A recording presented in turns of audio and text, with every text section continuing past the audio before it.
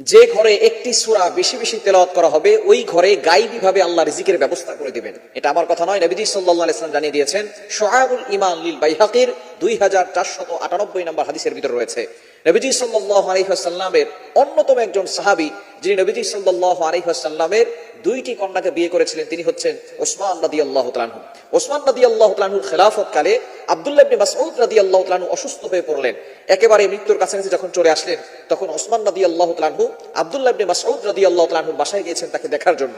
কিন্তু আমরা অনেক সময় দেখা যাচ্ছে একজন মুসলমান অসুস্থ হলে আমরা তাকে দেখতে যাই না। এটাই হচ্ছে নবীর সুন্নাত, সাহাবায়ে কেরামের সুন্নাত হচ্ছে যখন কোনো মুসলমান অসুস্থ হয়ে যাবে তাহলে সাথে সাথে তাকে দেখতে যাওয়া। একজন মুসলমান আরেকজন মুসলমানের প্রতি দায়িত্ব এবং হক রয়েছে, সুতরাং অন্যতম একটি হক হচ্ছে অসুস্থ হলে তাকে দেখতে যাওয়া।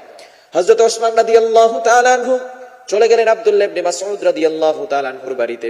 ওসমান রাদিয়াল্লাহু তাআলা আনহু গিয়ে বললেন, আব্দুল্লাহ ইবনে মাসউদ কি খবর তোমার? বলে, আলহামদুলিল্লাহ, ভালো রেখেছেন আল্লাহ।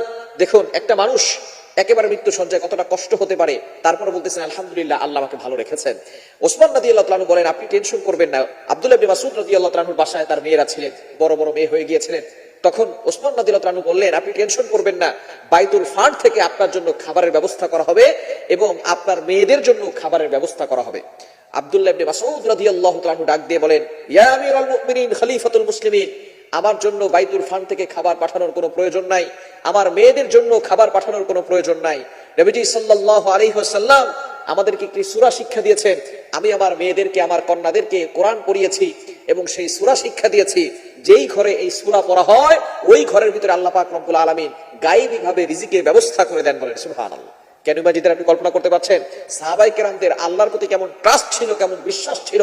আব্দুল্লাহ ইবনে মাসউদ রাদিয়াল্লাহু তাআলা আনহু বলছেন যে আপনার বাইতুল ফান্ড থেকে কোনো খাবারের প্রয়োজন নাই, আল্লাহ তাআলা আমার জন্য গায়বী ভাবে রিজিকের ব্যবস্থা করে দিবেন। সেই সূরাটি হচ্ছে সূরাতুল ওয়াকিআ। এই সূরা ওয়াকিআ যত বেশি আপনি পড়বেন তত বেশি আপনার ঘরের ভিতরে রিজিক আসবে, আল্লাহর পক্ষ থেকে সাহায্য আসবে। মনে রাখবেন, দুনিয়ার সকল মানুষের কাছে চাইলে মানুষ নারাজ হয়।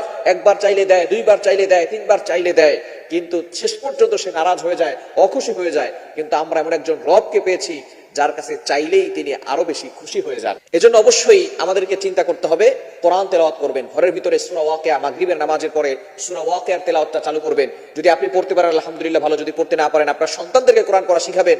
আপনার সন্তানরা অবশ্যই যাতে করে মাগরিবের নামাজের পরে সূরা ওয়াকিআর তেলাওয়াত করে। পবিত্র কোরআনুল কারীমের 56 নম্বর সূরা, এই সূরার ভিতরে অনেক ফজিলত রয়েছে। যদিও সূরাটি একটু বড় সূরা, তবে এর ফজিলত অনেক বেশি। নবীজি সাল্লাল্লাহু আলাইহি ওয়াসাল্লাম জানিয়ে দিয়েছেন, যেই ঘরের ভিতরে সূরা ওয়াকিআর তেলাওয়াত হয় ওই ঘরের ভিতর থেকে আল্লাহ পাক রব্বুল আলামিন সকল ধরনের বিপদ আপদ থেকে হেফাজত করেন, অভাব দূর করে দেন। আল্লাহ পাক রব্বুল আলামিন রিজিকের ব্যবস্থা